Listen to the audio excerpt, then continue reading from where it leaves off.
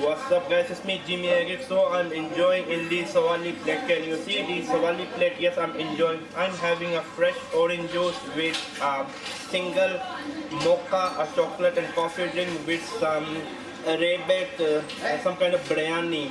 To be honest with you, last night I tried the food. It was absolutely yummy, delicious. To be honest with you, if you are coming to Nairobi, if you want to eat halal food, you must not miss this Swahili Plate. To be honest with you, you must not miss this Swahili Plate. I'm also dropping the address. I mean, the food is not expensive here.